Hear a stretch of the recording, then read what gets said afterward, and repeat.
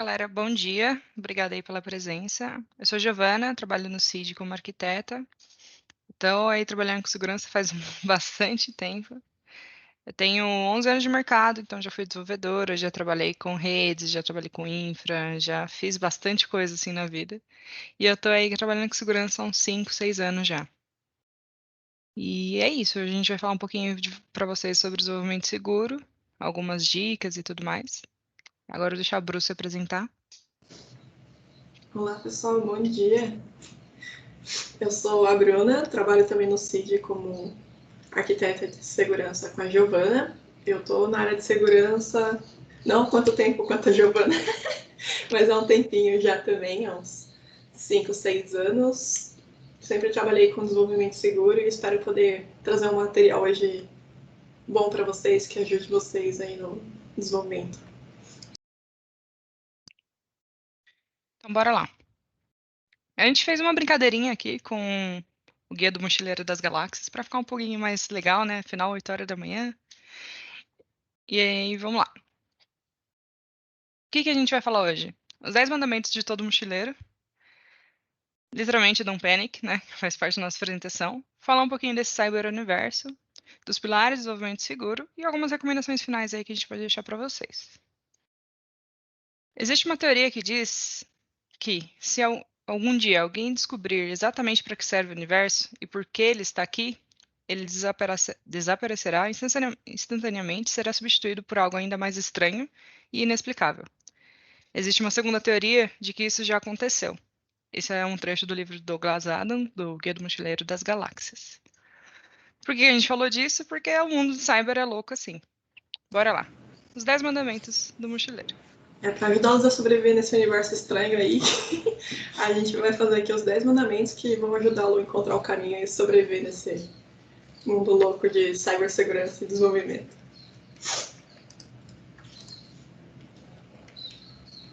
Começando pelo 10º ao 1º mandamento, temos aqui então o saiba a importância da sua toalha. Como eu já dizia o Pequeno Príncipe, né? Tu te tornas eternamente responsável pela toalha que cativas. Como assim? E o que eu quero dizer com isso? Você é responsável por todo e qualquer dado que armazenar e manusear. Como assim? Por que dados? Porque dados podem se transformar em informações e essas informações elas valem muito hoje em dia. E às vezes mais do que ouro e petróleo em algumas situações, né? E afinal, não é todo mundo que pode ter uma mina de ouro ou petróleo, um poço de petróleo, mas todo mundo tem dados ou acesso a dados. E por causa disso, essas informações elas podem ser pessoais suas, de outras pessoas, de clientes, do negócio, segredos do negócio, estratégias, ou dados financeiros, dados estão em toda parte, assim. É difícil você dizer que você não tem acesso a dados hoje em dia. Existe um universo inteiro, então, de informações. Por isso, é importante que você saiba a importância dessas informações e como tratá-las. E calma, não se sinta encurralado ainda. Vocês não estão sozinhos. Como disse nosso querido Gandalf, ao amanhecer do 5º dia, olhe para o leste. E a preocupação com segurança e dessas informações, elas poderiam não ter um nome mais óbvio do que segurança da informação, né? Ou também, às vezes, conhecida como cybersecurity. Essa patrulha de cibersegurança, ela está aqui para te ajudar com o objetivo de garantir a confidencialidade, integridade e disponibilidade desses dados. Guarde bem esses termos, porque é sobre eles que nós vamos falar aqui nessa apresentação hoje também. Bom, em nono, tenha uma boa fonte de consultas. Real que Stack Overflow com post de tipo 1900 e vai bolinha não é uma boa. Se você tem um time de segurança na sua empresa, use eles, consulte eles, peça ajuda. Às vezes, por exemplo, dando um exemplo aqui, eu vou usar criptografia ou vou gerar hash. Se eu vou gerar hash, se você olhar no Stack Overflow, o que mais vai ter de sugestão é você usar um MD5. Só que isso já está vulnerável há, tipo, muitos anos, mas muitos anos mesmo. E não é, tipo, que as pessoas têm maldade. Não, é só porque, ao invés de pesquisar direito o que é bom ser usado hoje em dia ou não, o pessoal vai no que está sendo mais falado. E como o MD5 existe há muito mais tempo, ele tem muito mais conteúdo no Stack Overflow. Tem aquele contatinhos para emergências. Então, tenha sempre contato com o seu time de segurança da sua empresa ou onde você trabalhar, porque ele está ali para te ajudar. É sempre para trabalhar em parceria. Então, quando você não souber alguma coisa, pede uma ajuda, tira uma dúvida ou não sei, garante que o que você pensou em fazer é o melhor mesmo se fazer. É muito mais fácil e seguro quando você leva a galera toda junta na viagem. E utilize fontes confiáveis aí para planejar sua viagem. A gente deixou alguns nomes aqui, OASP, NIST, CVE e tudo mais, que você pode usar para garantir que o que você está fazendo é o certo. A gente sabe que o Stack Overflow é importante e como eles ajudam no dia a dia, né, principalmente para quem já foi desenvolvedor. Só que tem cuidado com a informação que está ali. Garanta que é a melhor mesmo, de não que ela esteja sempre errada, né, mas garanta que é o melhor a ser usado naquela situação. Aí viemos então ao oitavo mandamento. Não planeje muitas coisas. Parece meio contraditório dizer isso. Mas o que eu quero dizer é que não é possível que você preveja todas as variáveis. Então, a primeira coisa que a gente gostaria de dizer é que não reinvente a roda, ou digo, foguete. Não evite criar esses algoritmos proprietários, assim. Existem muitas coisas que já estão prontas, que você não precisa fazer do zero, e muitas vezes já foram revisadas por pares e aceitas no mercado. Então, já o que eu quero dizer com isso é que elas já foram amplamente testadas, elas têm uma comunidade responsável, reconhecida no mercado, elas recebem patch de segurança. Então, elas estão muito mais fáceis em conformidade com alguns regulamentos, alguns padrões, elas são consideradas muito mais seguras do que você inventar o seu próprio algoritmo, sei lá, de repente de criptografia.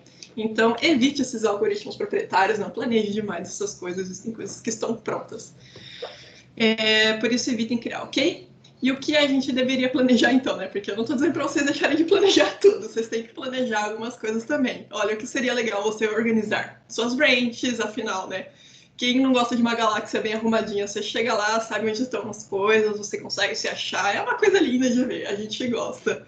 Outra coisa muito interessante que podem fazer é seguir as boas práticas, elas existem e deveriam tirar proveito delas o máximo possível porque alguém já testou, alguém já fez essas boas práticas, então você não precisa fazer do zero de novo, ok? Então as boas práticas elas são realmente um bom guia.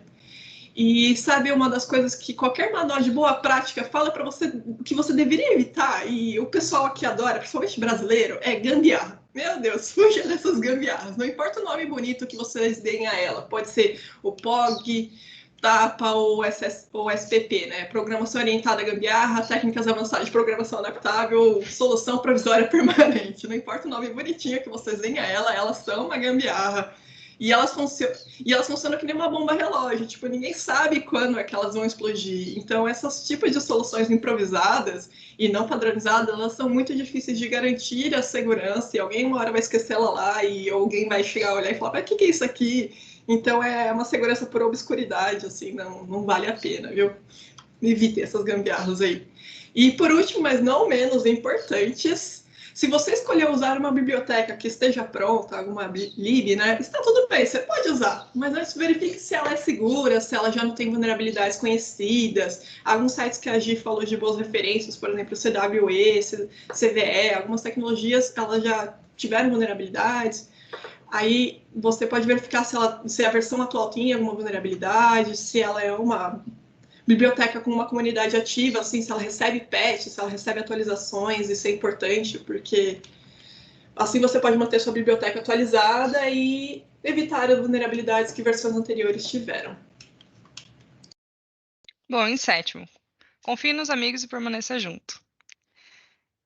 Os grandes estrategistas já diziam, né? Dividir para conquistar.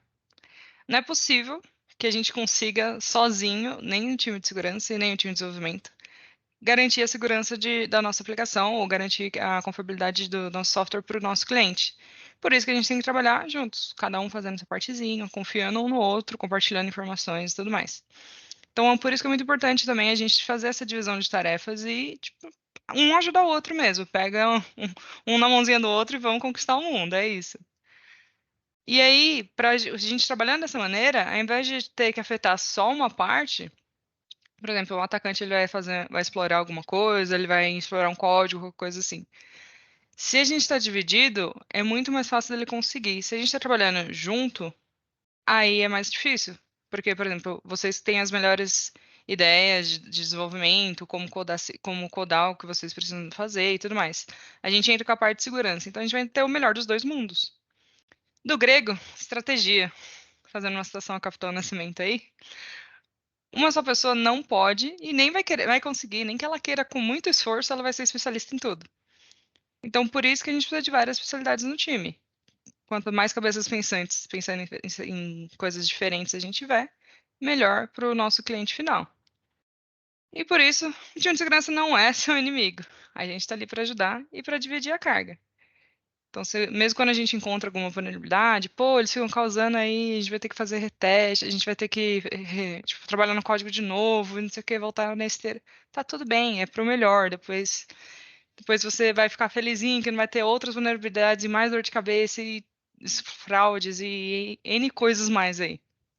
Então, para reforçar, compartilhe informações com todo o seu time, incluindo o time de segurança. E o sexto mandamento temos não seja rabugento e negativo. Eu gosto muito desse mandamento porque ele parece um desabafo aqui do pessoal de segurança. Nós da patrulha de segurança sabemos que às vezes não somos assim compreendidos e acaba rolando um atrito assim com o pessoal de desenvolvimento. Mas é importante lembrar que nós da patrulha de segurança existimos para agregar valor ao produto e não para criar bloqueios ou dar mais trabalho para vocês. Por isso, não seja rabugento ou negativo quanto às recomendações ou questionamentos de segurança, pois mais do que um viajante, você pode ser um viajante experiente e algumas mudanças elas podem ser necessárias porque o mais importante aqui é que nós entreguemos o melhor para os clientes. Então, o time de segurança não está para criar bloqueios ou dar mais trabalhos. A gente está ali para agregar ao produto e ajudar vocês a construírem um produto que seja aceito no mercado e que funcione bem e que a gente não tenha dor de cabeça com ele depois. Por isso, jogue junto. A Patrulha de Segurança quer ajudar e vocês podem aprender muitas coisas conosco, como a gente pode aprender com vocês. Próximo slide. E então, assim, né, visando manter um bom relacionamento entre o time de segurança e desenvolvimento, assim, um relacionamento de desenvolvimento constante, está na hora de vocês abolirem no vocabulário de vocês essas frases aqui, que elas machucam muito. Sempre foi feito assim, ah, mas a empresa XYZ faz dessa maneira, ah, mas já estava assim quando eu cheguei. Essas frases, elas machucam assim, o coração, porque o mundo evolui muito rápido e a tecnologia também, e essas soluções do passado, elas podem não serem as melhores hoje em dia, ou elas podem não ter sido feitas adequadamente no passado. E esse negócio de querer comparar sua empresa com outras empresas, mesmo que elas sejam do mesmo ramo, e cada empresa é um mundo diferente, é um universo, e você tem muita coisa que é escondida debaixo dos panos, né? Porque é como a mídia social, a gente só mostra que a gente quer que os outros vejam, né? A verdade por trás lá do filtro, ninguém viu. Então, nossa, tá na hora de abolir isso aqui, ó, no vocabulário, gente. Em quinto, não deixe que o medo impeça viagens. Citando o nosso Yoda, foi ontem, né, o dia do Star Wars, mas a gente segue aqui. Do or don't, there's no try. O que significa isso? Faça ou não. Não tem essa de, vou tentar fazer o que segurança pediu, vou tentar fazer algo melhor. Não, gente, vai lá, faz, vocês conseguem. Você não tem que ter medo. É algo novo, eu nunca fiz. Tá tudo bem, a gente senta do seu lado e a gente faz junto. Não tem problema. O caminho é sempre aprender, sempre aprendizado. Se você nunca tentar, você nunca vai aprender. E aí, se você não aprender, você não evolui. Então, pensa sempre assim. Mesmo na facu, quando você entra, você fala, ferrou. Porque, né? Tem 50 milhões de coisas que eu não conheço. Mas você não vai aprendendo, você não vai se desenvolvendo.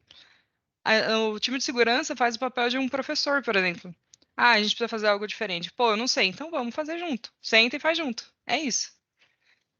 Às vezes pode ser meio chato, parecer meio longo, meio cansativo, mas depois você vai ficar feliz, porque vai ser algo muito produtivo e gratificante. Você vai ver o seu código mais protegido, você vai ver que ele não vai estar vulnerável a ataques e tudo mais. Conselhos de duas viajantes aqui, um pouquinho mais experientes. Não tenha medo de verdade, de falar, pô, eu não sei, me ajuda. Cara, isso é muito comum. Eu, hoje em dia, tenho 50 milhões de anos de experiência, eu paro com a Bruna e falo, Bruno, me ajuda, não faço ideia aqui. E aí, vice-versa. A gente aprende sempre, sempre tem alguma coisa nova para aprender uns com os outros. Não tenha medo de pensar diferente, porque às vezes o seu ponto de vista pode ser algo que eu não tenho. Às vezes eu tenho a minha visão muito prática assim, aqui, tô acostumada a sempre funcionar assim e tudo mais. E às vezes uma pessoa que, tipo, às vezes não tem nem experiência, chega e tem um ponto de vista muito melhor do que o meu. E bora, vamos lá, vamos tocar assim então. Não tenha medo de propor soluções ou pensar fora da caixinha, seguindo ainda a mesma ideia do ponto anterior. É isso. Soluções são sempre bem-vindas, novas ideias são sempre bem-vindas, vamos tentar. E programa e construa aplicações com a malícia de atacante.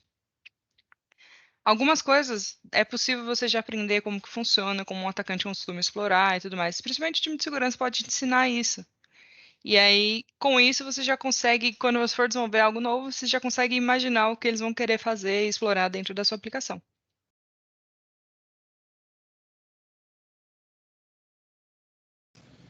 Esse é o quarto mandamento, eu acho que ele complementa um pouquinho o que a G disse no mandamento quinto, né? Que ele acha que ele é importante para qualquer ambiente saudável, crescimento pessoal e profissional, é o mandamento de aprenda a ouvir mais e falar menos. O que a gente quer dizer com esse mandamento é que você não terá tempo de cometer todos os erros, explorar todas as galáxias. Então, pegue um atalho na experiência dos outros, escuta o que eles já erraram, o que eles já exploraram, o que eles já tentaram.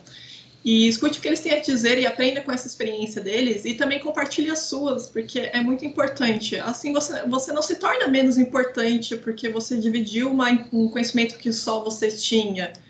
Na verdade, o conhecimento ele nunca se perde, ele se multiplica e a troca de conhecimento é uma via de mão dupla. Nós aprendemos muito mais quando tentamos ensinar e isso é muito legal, quando você está no ambiente, você sabe que você tem suporte e você pegar a experiência dos outros e às vezes melhorar, sabe, fazer diferente, falar, ah, fiz melhor que você dessa vez. Porque é muito divertido isso. E o mais legal é gerar uma base de conhecimento. Então, registre esses problemas, incidentes, as soluções descobertas, para que no futuro ela possa ser consultada e poupar um tempo de ter que questionar o coleguinha, que às vezes pode estar ocupado, ou ele saiu da empresa, está de férias, qualquer motivo que seja, ele pode não estar disponível. E dessa forma o conhecimento ele fica mais facilmente acessível e ele fica na organização e fica com vocês. Bom, terceiro, sinta-se capaz e acredite em si mesmo. Ah, chegou para mim uma missão aqui de Rank S, e agora? Ferrou. Tá tudo bem. Acredite em si mesmo, tente, participe, contribua. Mesmo que você não esteja à frente da solução de um problema, contribua, ajude. É muito importante isso. Sempre que alguém te falar alguma coisa tipo, ah, o que você está fazendo aqui, ou seja, qualquer tipo de opinião negativista, ignora, velho. Você tá ali para ajudar, você tá ali para se esforçar, para aprender. No mínimo, você vai aprender algo novo com uma situação difícil dessa. No mínimo. Querer fazer é o primeiro passo para dar certo. Porque se você não quer nem fazer, já deu errado. E também, lembrando, você não precisa fazer nada sozinho, né? Colabore, peça ajuda, ajude. É isso, é em time, só o time vence. A gente vai fazer bastante recomendação, time de segurança. Normalmente muita mesmo, mas não leva na maldade. A gente conversa com a gente, pede ajuda. A gente tá querendo só precaver de alguém explorar algo que você construiu ou destruir algo que você construiu. E se você tiver com medo, vai com medo mesmo. Só vamos. Vamos que dá certo. E o segundo mandamento é ruxar, é para ajudá-lo, né? Respirar profundamente, sempre que estiver nervoso, assim, não grita com o time de segurança, não se desespera se o negócio tá ruim, se você não tá sabendo fazer. Essas situações, elas podem parecer um beco sem saída, por isso é importante esvaziar sua mente às vezes. E você, então, não precisa responder nada de imediato. Chegou um problema lá, você não sabe fazer, você não precisa responder de imediato, ok? Vá tomar sua água, cafezinho, assim, dar aquela pausa naquele vídeo do YouTube. E depois você se sentirá melhor para pensar a respeito disso e tomar decisões, ok? Eu acho que é muito importante você sempre trabalhar de cabeça tranquila, tal. O ambiente de desenvolvimento é um ambiente estressante. Eu sei que o time de segurança pede muitas coisas, e aí tem a galera de compliance também, então. Esvazie sua mente aí, relaxa e curta a viagem. Bom, don't panic. Mas antes da gente entrar nisso, até aqui tá tudo bem, tá indo tranquilo, vocês estão conseguindo entender, vocês têm alguma dúvida. A gente não tem essa de tipo, tem que esperar chegar na dúvida para perguntar, não.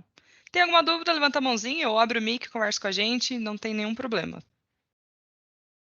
Tranquilo? A gente pode seguir? Vocês querem perguntar alguma coisinha? Vou entender que a gente pode seguir. Beleza, don't panic. Primeiro mandamento. Não entre em pânico. Vão existir situações desesperadoras, com certeza. Por quê? Podem existir incidentes de segurança, pode ter deadlines com prazo muito apertado e ainda você tem que pensar em segurança, além de tudo. Já fui dev, eu sei como que é, às vezes uns... Nossa, tem uns prazos que Jesus amado. O projeto o projeto pode ser muito grande, o projeto de uma nova estação intergaláctica. O time de segurança define requisito pra caramba. A auditoria quer que você cumpra os requisitos de uma certificação, porque precisa. Sei lá, sua empresa está sofrendo um ataque, um incidente, os hackers estão lá. Você vai estar num nível de estresse assim absurdo. Mas calma, não entre em pânico, vai dar certo. Qualquer coisa que acontecer, trabalhe em conjunto, sente junto, faz aquele que a gente chama de war room, bota todo mundo sentado numa sala, vamos pensar, vamos resolver, vamos ver o que dá, olha log, e vai indo. Tem tipo, de pouquinho em pouquinho, olha os logs, vê o que está acontecendo na aplicação. Opa, perdão. Aconteceu um comportamento suspeito no usuário XPTO, então beleza. Vamos pegar esse usuário, vamos olhar mais a fundo o que ele está acessando, o que ele viu, o que ele não viu. Aí você vai, segue essa trilha. Ah, não, não é esse não, então vamos pro próximo. E vai analisando com calma, vai dar certo. É estressante, mas não entre em pânico, vai dar certo. Inspira, respira, não pira. Quando a gente estiver lá no meio desse estresse todo, é o pior momento pra gente tomar decisão. Então a gente volta com esvazia sua mente. Pô, vai lá, faz uma pausa de tipo 2 minutos. Vai no banheiro, pega uma água, toma um café. Quanto mais você estiver fora de eixo, pior vai ser para você lidar com esse tipo de situação. Quando você estiver num esquema de alto estresse, de muitas emoções, vai nublar a nossa capacidade de pensar, de tomar decisões inteligentes. Então faz aquela pausa, respira fundo, analisa tudo que você tem de informação, vê logs, vê tudo que você puder de informação, e aí sim você toma uma decisão. A gente precisa se sentir seguro antes de tomar uma decisão, porque senão a probabilidade de dar algo errado é muito grande. Algumas ações para ir para ajudar vocês nesse momento, né? Tenta se planejar. Se não der, não deu. Então respira fundo, tenha calma. Se você gerar logs, você consegue ter informações e subsídios para você tomar decisão. Então, gera log, monitore seus ativos, vê o que está acontecendo, entenda o seu ambiente. Faça gestão de vulnerabilidades. Uma coisa que acontece muito frequentemente é assim, o time de segurança vai lá e identifica um problema, uma vulnerabilidade. E a galera esquece, beleza, tem uma vulnerabilidade lá, não vou corrigir não. Não adianta nada. Você só sabe que existe um problema e que ele vai acontecer, só fica aguardando acontecer. Então, tipo, quando eu identificar algum tipo de problema, corrige. Se você tiver numa empresa, se não tiver na sua empresa, sugira criar, né, uma política e um procedimento de resposta a incidentes. Então, no meio do caos, quando você estiver lá com tudo pegando fogo, você tem um procedimento, um passo a passo que você tem que fazer, o que você precisa seguir, onde eu vou buscar informação e tudo mais, vai te ajudar muito. Testes e simulações de ataques também ajudam bastante, porque você se prepara para o que pode acontecer algum dia. Documente, gente, por favor, documente. E não documente dentro do código, porque daí não adianta nada, né? Faz documentação fora do código, numa área fechada, só da empresa, para ninguém que não seja autorizado ter acesso. Porque quando você comenta no código e você publica isso, a gente do outro lado, quando quer fazer um ataque, fazer um teste e tudo mais, a gente também vai ver isso, né? Então facilita para a gente entender o que você programou ali. Então evita colocar no código de verdade, coloca num ambiente separado, um Confluence, um documento ou qualquer coisa do tipo. E o mais importante, não entre em pânico. Respira fundo que vai dar certo. Eu sei que os mandamentos pareceram um coach de autoestima, mas é para que a gente queria compartilhar um pouquinho a experiência do que a gente viu no mercado com vocês, para vocês se sentirem melhores preparados quando tiverem que lidar com time de segurança ou situações que a gente já enfrentou. E com isso a gente chegou no terceiro item, que é o cyberuniverso. Agora a gente vai falar desse universo das informações, os pilares que o sustentam e tudo mais. Agora começa mesmo. Acabou o coach de autoestima, galera. Vamos lá, então, para segurança da informação. Por que segurança da informação, né? Por que a gente protege as informações? Por que elas são importantes? Hoje a informação ela é considerada um patrimônio organizacional, pois ela permite que o negócio então tenha efetividade, ele tenha vantagem competitiva, informações tais como segredo de negócio, know-how, código-fonte, contatos, contratos, são exemplos desses tipos de informações que são valiosas, elas possuem valor agregado para o negócio.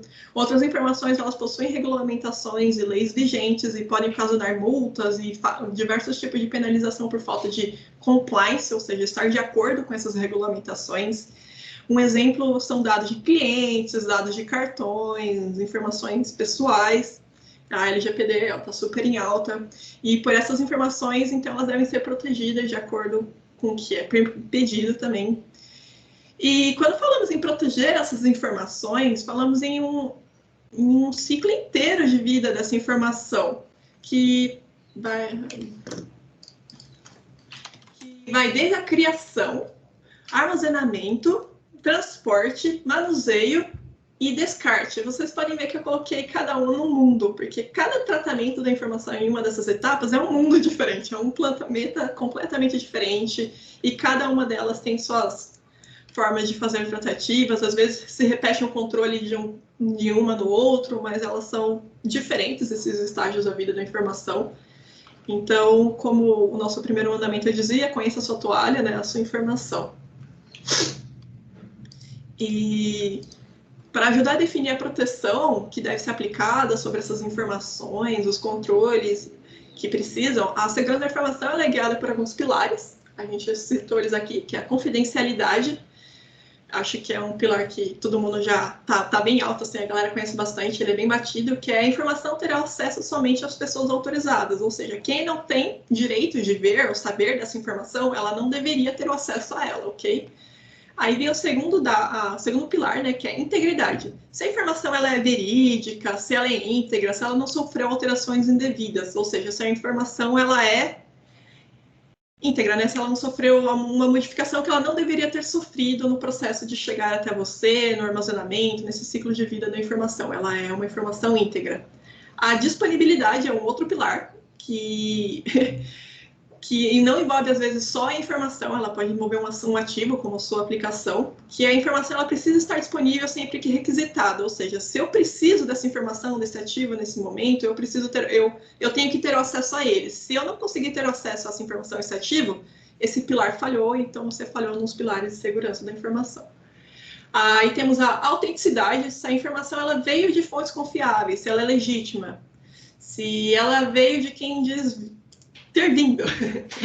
E temos o último pilar, que é o não repúdio, que significa que o autor de uma ação, de uma informação, ele não pode negar que fez essa ação, que ele é dono dessa informação, que é você garantir, então, que eu vou fazer um negócio e não posso negar que fui eu que fiz ou que você fez. E esse é um pilar muito importante também na segurança da informação, até por causa de questões de compliance, penalidades e controles, né? Você ajuda um pouquinho a entender. Não repúdio é tipo quando a gente vai no cartório e dá fé, sabe? Autentica ali no cartório. Essa é a ideia. Mas beleza. A gente tá falando de proteger informação, mas de quem, né? Do que a gente tá protegendo essas informações? Seguindo uma zoeirinha aí, a gente colocou o vilão da Guia do Mochileiro das Galáxias. Mas beleza. A gente tá falando de ameaças. Quem que pode explorar, abusar, né, da sua aplicação e trazer isso pra gente? Bom, existem 3 tipos de ameaças. Bom, a primeira ameaça, né? A ameaça é o agente, é quem vai causar a ação e que vai chegar num incidente e vai resultar em danos, seja para o sistema ou para a empresa. Existem 3 tipos de ameaças. Não humanas, que aí é tipo tudo fenômeno da natureza, tipo enchente, cai um raio, queimou tudo, enfim, não é algo que a gente não tem controle. Humana não intencional, que é tipo dar acesso à produção para o estagiário, é uma ameaça humana não intencional. E a ameaça humana intencional, quando a pessoa tem a maldade no coração e quer destruir a sua empresa por algum motivo que seja, ela não está feliz ou qualquer coisa do tipo. Mas aqui eu gostaria primeiramente assim destacar o atacante, esse intencional, e eu queria tirar da cabeça de vocês aquele estereótipo do carinha com capuz sentado no computador assim no escuro com 10 telas e 10 mil prompts abertos.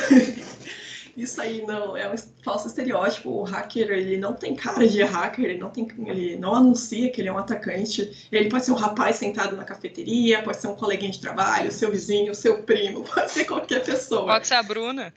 Pode ser, vocês não sabem, entendeu? Então esquece esse estereótipo de hacker. E uma pergunta que não quer calar, né? Que sempre nos questiona quando a gente passa os negócios de segurança, o Dev vira pra gente e fala, mas por que alguém faria isso? Por que alguém faria isso, né? Para responder essa pergunta, Donald Cressy, ele foi um penologista, sociólogo e criminologista, e ele fez várias contribuições para detecção de crimes de colarinho branco. Vocês sabiam que hackear coisas é considerado um crime de colarinho branco? Então, em 1954, ele criou um triângulo chamado de Triângulo da Fraude, e ele é aceito até hoje como uma teoria que nos ajuda a entender por que alguém cometeria uma fraude, um crime de colarinho branco, ou no caso, um hack também. Na primeira ponte da pirâmide, nós temos a oportunidade, a habilidade ou conhecimento de uma brecha para executar a fraude. Ou o que eu quero dizer com isso? Eu sou uma pessoa que trabalha na empresa, então eu tenho já um acesso legítimo a alguns tipos de ativos, alguns tipos de informações. Eu sou uma pessoa com experiência de hack, talvez, eu sei algumas coisas, então eu tenho uma habilidade e eu estou explorando uma aplicação, e essa aplicação não foi devidamente protegida, então ela se torna um jogo válido de exploração e tem lá uma brecha que eu poderia ganhar alguma vantagem sobre ela, na sua aplicação. E então nós vamos para a segunda ponta da pirâmide, que é a racionalização. Ou seja, é uma justificação pessoal que você arruma para se exonerar da culpa. Ou seja, você não quer se sentir culpado pelo que você vai fazer. Assim, eu sou mal, mas eu não sou mal. Então, o banco tem muito dinheiro mesmo, ele nem vai sentir falta, eu preciso mais do que eles. Ninguém nem vai ver. Aquela desculpa que você inventa para fazer algo que você não deveria fazer. E chegamos então ao último pilar, né, a última ponta da pirâmide, que é a motivação. Ela geralmente é uma força financeira ou emocional que encoraja a fraude, ou seja, você está sob uma forte pressão financeira, você está falido, está cheio de boleto, está ferrado. E aí você tem lá uma oportunidade, sabe como ganhar um dinheirinho, você olha e fala, mas eu preciso mais do que eles, né? Já se exonerou da culpa. Pronto. Aí está feita a pirâmide e essa pessoa pode se tornar um agente malicioso, uma ameaça ao seu sistema. Então, quando você pergunta, mas por que alguém faria isso? A motivação do cara é diversa, e a gente não pode controlar a motivação e a desculpa que ele vai inventar para isso, mas a gente pode controlar as oportunidades que a gente dá para esses agentes. Então, porque alguém faria isso não interessa, o importante é que ele não faça com a gente. Ok? Protejam suas aplicações, seus ativos. E é isso aí. Bom, beleza. Então vamos falar do que é vulnerabilidade. Vulnerabilidade é o que o atacante vai explorar para conseguir, com sucesso, fazer o que ele quer de maldade. Vulnerabilidade é o meio pelo qual uma ameaça ataca, explora, para gerar um incidente de segurança. Como saber quais vulnerabilidades que eu tenho? Então, veja bem. O que a gente normalmente faz são avaliações de segurança, alguns testes, existem alguns scans que podem ser usados aí para a gente poder identificar as vulnerabilidades que a gente tem. O que eu e a Bru, como a gente muito faz como arquiteta, a gente olha isso no início. Então, quando está lá o pessoal planejando um novo software ou planejando alguma nova coisa, alguma nova feature ou o que seja, a gente senta junto com o time de dev, mesmo com o time de business. Às vezes a gente tem reunião até com o cliente, antes de entrar o projeto, para avaliar o que eles trouxeram para a gente de solução, de proposta, o que eles querem. Em cima disso, a gente vai ver o que pode dar de errado.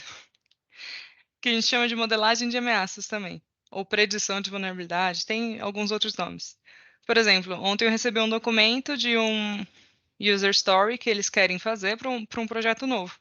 Eu sentei ali e comecei a olhar, falei, isso aqui pode dar ruim, isso aqui pode dar ruim. Comecei a marcar dentro do PDF, é um texto, dentro de um PDF, comecei a marcar o que podia dar errado, fazendo umas notas de tipo, o que eu preciso analisar, o que eu preciso precaver.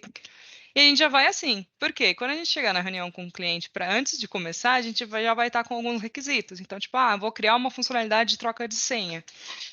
Beleza.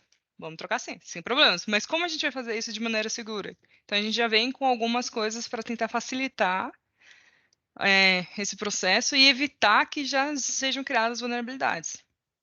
Então a gente tem que trabalhar sempre nisso. Esse conceito a gente chama de SSL, e não é o SSL do HTTPS, eu adoro essa piadinha. É Shift Security Left, que é levar a segurança para o início da esteira. Levar a segurança para a esquerda, né? Que é a ideia. Se é uma esteira contínua, quanto mais para a esquerda tiver, mais perto do início do desenvolvimento do projeto a gente vai estar.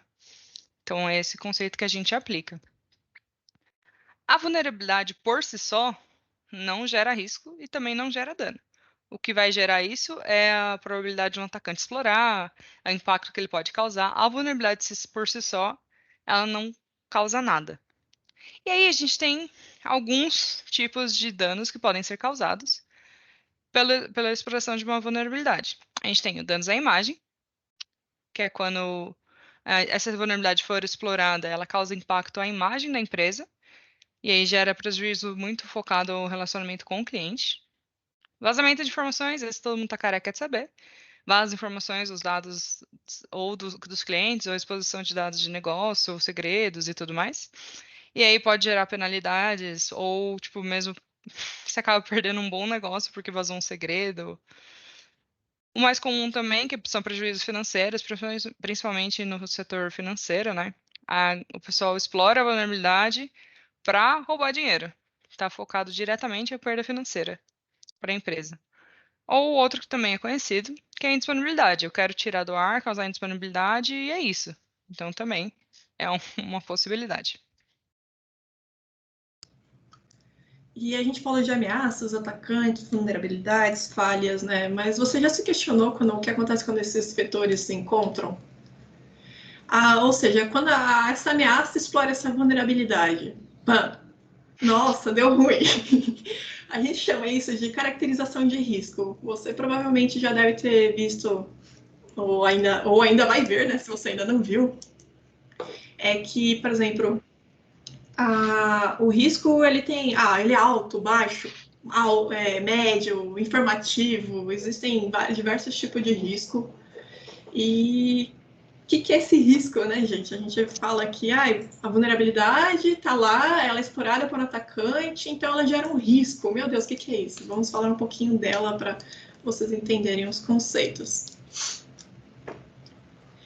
Então, o que significa essa materialização do risco que eu falei?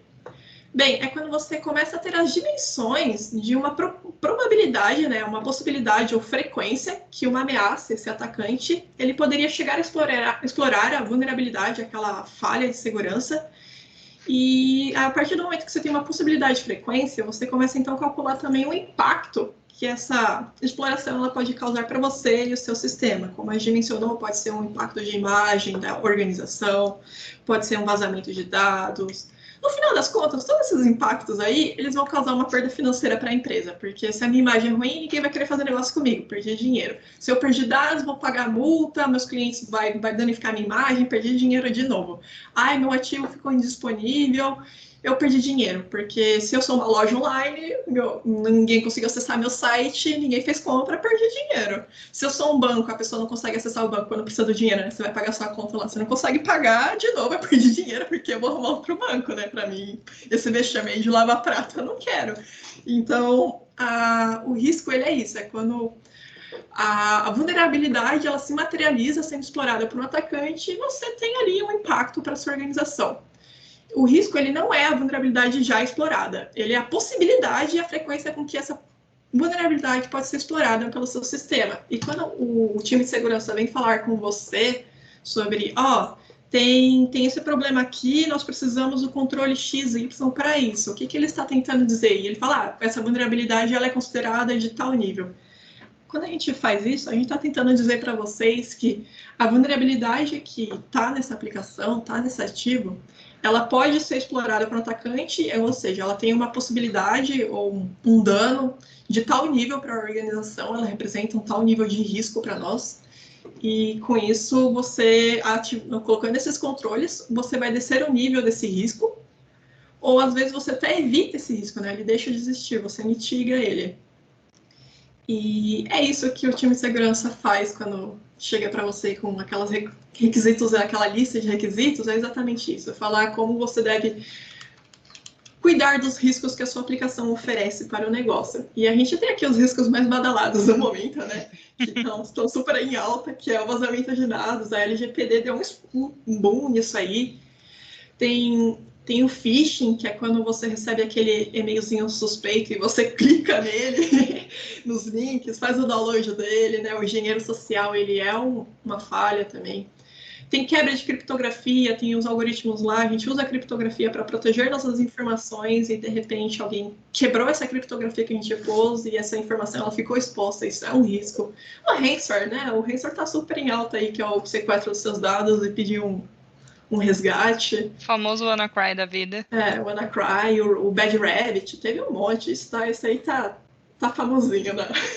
Influencer já dos hackers, todo mundo tá aderindo. Funcionários não conscientizados, eles são um problema, por quê? Porque eu não tenho noção do como os meus atos podem afetar a organização. Então, eu tomo ações imprudentes, como escrever minha senha no post-it e colar no meu monitor. Alguém vai passar ali, vai ver sua senha e pronto, acesso indevido no seu usuário. E aí tem a regra do não repúdio, você não pode negar que não foi você que fez, porque foi no seu usuário. E isso aí é uma dor de cabeça. Ou eu não protejo as minhas informações, eu ponho um dado sensível no código, faço um mock lá que eu não deveria. De alguma forma, esse usuário ele não conscientizado das suas ações, do valor que essas informações elas têm, elas possuem, ele acaba expondo elas desnecessariamente. Dispositivos desatualizados, isso inclui a sua biblioteca, viu? Porque essas atualizações elas vêm com fixes de várias coisas, elas vêm com patches de correção não só de bugs, de problema de performance da aplicação, mas também bugs de segurança que foram identificados e por isso eles lançam os patches para corrigir esses problemas. Então, dispositivos, seja hardware, software, sua aplicação não atualizada, elas são um problema. Outra coisa que é bastante famosinha, principalmente depois da Mirainet, né, que é o DOS, que é o ataque de negação de serviço, ele é um ataque exclusivamente para disponibilidade do ativo, ou seja, quando você torna esse dispositivo, essa informação, essa aplicação indisponível para o usuário legítimo, então eu estou querendo acessar aqui o site, eu não consigo, porque esse site está recebendo uma frequência muito alta de chamadas, de requisições, isso faz com que o site não responda adequadamente e ele acaba ficando indisponível, muito lento. Então, isso aqui é uma negação de serviço. São só alguns dos riscos, né? Aproveitando o gancho aí, nessa parte de funcionário não conscientizado, pensa assim, como eu vou cobrar? É que nem, tipo, a polícia querer te dar um enquadro por algo que você não faz nem ideia que existe uma lei, assim. Não existe lei para o negócio, ele quer te dar um enquadro por isso. Então, tipo, é algo nesse sentido. Então, como que a gente de segurança vai cobrar de vocês, ou de qualquer parte da empresa que for, não precisa ser só o desenvolvedor, que vocês ajam de maneira correta ou façam uma coisa de certa maneira se a gente não ensina, sabe? É meio difícil. Não tem como, não tem lógica. Existem alguns tipos de programas que podem ser feitos, de conscientização e tudo mais. Lá no CID a gente adota... Vocês acham bem chato, né? Tem que fazer assistir aquela palestra e preencher aquela listinha de novo. Esse é o programa aí. Lá no CID a gente adota o programa Security Champions, que é uma ideia de... São treinamentos, tipo que a gente está fazendo aqui com vocês, mas a gente leva mais como uma conversa mesmo, né? Então, tipo, a gente traz um tema, explica o que é, traz para discussão, é algo mais interativo, assim, porque senão fica chato, a gente sabe. Para falar sobre segurança, tipo, de várias coisas. Então, tipo, a gente vai desde os básicos, trazendo algo, tipo, que a gente está trazendo aqui para você hoje, até, tipo, falar de engenharia social, como que são os ataques, como é explorado, o que está tendo hoje em dia de ataque, até, tipo, desenvolvimento seguro em si mesmo, ou mesmo o que a gente comentou de modelagem de ameaça, a gente também vai ensinar eles como que faz, porque, tipo, às vezes eles mesmos querem já saber, querem aprender, querem fazer, ou, tipo, não tem time de segurança dentro do projeto deles, já sabe fazer alguma coisinha e tal, então é bem legal. Às vezes, se você não tiver isso dentro da sua empresa, você pode até propor e deles analisarem, estudar essa possibilidade e tal. É legal. Outra coisa que eu queria falar sobre risco é que a gente pensa que o problemas de segurança da informação são só esses ataques, assim, ou vulnerabilidades. A falta de compliance também é considerada um problema de segurança da informação. Então, por exemplo, existe lá a LGPD, ela tem os requisitos de proteção de dados, e aí o cara de segurança de auditoria pede para você uma lista de como você deve tratar o dado. Tem que criptografar, não pode armazenar aquilo, pode armazenar isso. E quando a gente não está em compliance com essas informações, com esses requisitos, a gente também é penalizado. O time de segurança ele também traz isso para vocês. Então, não é só avisando, a gente vai ter uma vulnerabilidade aqui que um atacante vai explorar. Não, às vezes é uma falha de compliance que pode nem ter sido explorada. Por exemplo, o PCI, que é o de pagamento de cartões, tem requisitos pra caramba. E se você não tiver em compliance com eles, a bandeira do cartão, a Mastercard pode virar para você e falar: você não pode transacionar meus cartões porque você não tem tal requisito aqui, ele é importante para mim. E a empresa não poder transacionar com tal tipo de cartão pode afetar a receita dela, pode afetar um time inteiro, né? Então, esses compliances que a segurança traz também são relacionados à segurança, não são vulnerabilidades em si, por si só, mas elas trazem risco para o negócio. Então, a segurança ela é um mundo bem grande, ela engloba muita coisa. E é por isso que às vezes chega aquele requisito enorme para vocês, ou a gente questiona, mas a aplicação é para que tipo? Vai fazer o quê? Que tipo de dado vai ter? Porque aí a gente já está pensando, vai passar dado de cartão? Ixi, tem dado de usuário? Que tipo de dados? Então, a gente já está tentando prever todos esses tipos de riscos, e é aí que chega aquela listinha bonitinha para vocês. E vocês podem perguntar, mas para que serve isso? Como eu faço isso? Pode perguntar, gente, porque a gente sabe que é grande a lista. Para dar uma ideia do tamanho, do nível de problema que pode dar com compliance, pensa essas empresas de maquininha, tipo PagSeguro, Mercado Pago, Stone, né? Stone tem. Pensa ela sem poder transacionar dados de cartões. Tipo, ela não pode passar nenhum cartão. O que você faz? É o negócio dela, sabe? Então, por isso que, tipo, a gente pega no pé mesmo, porque tem muita coisa, mas muita coisa. E cara, é muita coisa até pra gente, assim, a gente decorar e saber o que precisa, o que faz, como faz. A gente faz colinha, tem colinha. Ninguém tem tudo de cabeça aqui, não. Tem É porque realmente é isso. muita coisa. Mas seguindo aqui, bora lá. Existem mais algumas variáveis que você pode considerar quando você quer chegar no conceito de risco, né? Uma variável muito importante quando a gente vai classificar um risco para um ativo, para a sua aplicação, para um servidor, para uma informação, que a gente considera tudo isso como um ativo. O que é um ativo? O ativo é tudo que tiver importância para a companhia. Se a informação tem importância, ela é um ativo. Se o mousezinho aqui tem importância para eu trabalhar, ele é um ativo. O meu computador é um ativo. A sua aplicação que você desenvolve, ela é considerada um ativo também. Até mesmo você é considerado um ativo para a organização. Você é um recurso para a organização. E quanto mais importante for esse ativo, né, a gente entra no tema de criticidade. Quanto maior a importância desse ativo para a organização, melhor a gente deve protegê-los. Então, maior vai ser os requisitos de proteção para esses ativos. Outra coisa que segurança da informação engloba, que a galera às vezes não percebe, é você.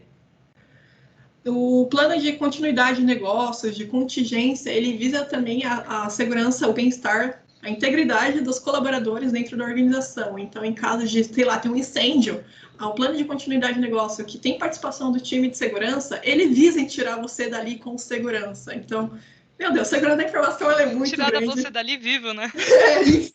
Não são os seus restos mortais, entendeu? Então, a segurança da informação ela realmente é muito grande. A gente considera muitos ativos, por isso que a gente se separa em pedacinhos, tipo segurança de aplicações, segurança de compliance, segurança de continuidade de negócio, a gente separa em cores, assim, e às vezes você, mas outro time de segurança?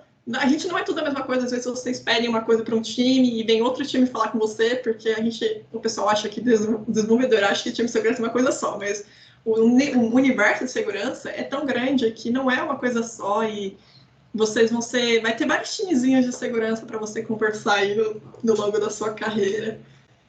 E todos eles são muito legais. Exato. É que nem com a parte de desenvolvedores também. A gente sabe que existem desenvolvedores que são focados em mobile, em front-end, em back-end, em API. Tem desenvolvedor que é full stack. Tem, tipo, mano, muita gente diferente. Então, é o mesmo que se aplica pra gente. A gente tem várias áreas também diferentes. E aproveitando aqui para fazer um adendo, a gente tem um conceito em segurança que fala que o elo mais fraco de uma corrente, a corrente sendo a empresa e tudo mais, é sempre o fator humano. Isso, o fator humano não inclui só tipo, vocês, inclui a gente também. Então, nós temos que nos preocupar com a gente também, com a nossa segurança, com a sua segurança, e não só questão de, tipo, segurança física mesmo, ou mental, né? Porque, convenhamos, pandemia também tá meio difícil. Mas de ensinar vocês, explicar as coisas, tipo, dividir o conhecimento mesmo, porque não adianta, se você não souber que pode ser um problema, você vai fazer, e, tipo, não tá errado, você não sabe que é um problema, sabe? Então, por isso que a gente tenta sempre trazer conhecimento, dividir, explicar e tudo mais. Tem umas coisas bem inocentes, assim, que é muito usado, principalmente em engenharia social. Tipo, vou postar no Facebook, no LinkedIn. Vou postar no LinkedIn meu crachá novo, tô numa empresa nova, tal, não sei o quê. Vai ser uma da Felizão. hora, eu vou ganhar vários likes. Vai ser da hora, você vai ganhar vários likes. Porém, você postou lá seu crachazinho, né? Eu não tô nem com o crachá decidido do lado, mas você tem lá seu crachazinho bonitinho. Quando você posta isso, o que, que pode acontecer? Não tem maldade, não, que é isso. A gente tá aqui para pensar na maldade. Qual que é a maldade? A pessoa pode pegar o layout desse crachá, alterar a fotinho, o nominho, tipo, eu ponho minha foto e meu nome, e vou lá na sua empresa. Aí chego lá e falo, meu crachá parou de funcionar. Mete um louco, né? Real. Meu crachá parou de funcionar, pô, preciso entregar um negócio urgente, eu tô atrasada, pelo amor de Deus, me ajuda. Nós tendemos à empatia. Então a gente vai querer ajudar a pessoa desesperada, né? E com isso eu consigo acesso dentro da empresa, por exemplo. Já aconteceu comigo e eu fui lá brigar com o meu menino Dev, e aí ele tirou, que ele postou no LinkedIn que ele tava dando uma palestra. Até aí, tá tudo bem. O problema é que o slide que ele escolheu para essa foto falava como funcionava o core bancário da empresa. Tipo, gente, assim, eu entendo, você quer ganhar uma moral no LinkedIn e tal, mas põe numa telinha assim, ó, da página inicial da telinha da apresentação. Aí O tá título. tranquilo. É o título, não vai acontecer nada. Tá lá, sei lá, na época era da PagSeguro, né? Tá lá o logo da PagSeguro. Ninguém vai saber do que você falou. Aí você pode citar lá, comentar por cima, que você deu uma palestra, blá, blá, blá. Mas você entra muito no assunto. Agora, um slide explicando como funciona o core bancário, dá ruim, né? Às Então vezes essa apresentação ela é interna, né? Informação interna. Você nem deveria postar ela no LinkedIn. Quer postar? Posta o slide de título. É suficiente, assim, para ganhar uns likes. para se promover um pouquinho, né? É. Outra coisa que, quando você posta o seu crachá, é que às vezes esse crachá ele tem um número de matrícula seu dentro da organização e esse número ele pode ser usado para consultar informações ou às vezes ele é usado como número de acesso para alguns sistemas. Então, tomem cuidado com as informações que vocês expõem do crachá no seu LinkedIn. Ou qualquer rede social, tá? Não precisa ser só o LinkedIn. A É. gente fala LinkedIn porque normalmente essas coisas de trabalho a gente posta lá. Uma outra coisa, mano, batata, sempre acontece. Vou tirar foto aqui, ó, de como tá meu escritório. Tá maravilhoso, eu arrumei, coloquei uns negocinhos, umas fotos novas. Aí você bota a foto lá. Só quando você bota a foto lá, você tá com algumas coisas abertas na sua tela. Ah, não, ninguém vai enxergar. Meu Ou tem filho, os que post-it, né? a gente é especialista em dar zoom. Mano, sério. Impressionante. E mesmo quando fica pixelado, assim, quando estraga a imagem, a gente dá um jeito de conseguir interpretar e ler, é sério. Então, tipo, toma muito cuidado com as informações que você divulga, assim. As pessoas vão Das sair fotos no traumatizadas? trabalho. Vamos, mas é a ideia, né? Eu sei que a gente parece chato, mas o trabalho do engenheiro social, que é um termo que está bem alta, é exatamente ele olhar essas redes sociais, olhar para você e colocar o maior número de informações possíveis que ele possa direcionar um ataque para você ou para a sua organização. Então, de qualquer forma que você expõe algum tipo de informação sua ou da organização, esse engenheiro social ele está lá. Tá lá. É a especialidade dele, inclusive. Mandar, ele Tem vai até fazer um. aquele e-mail bonitinho para você lá, fingindo que é alguém da organização, ele vai criar um crachazinho, ele vai fazer alguma coisa. Exato. Tem até um tipo de pesquisa, né, que a gente chama que é focado nisso de, tipo, levantar o máximo de informação possível só de fontes abertas, que a gente chama.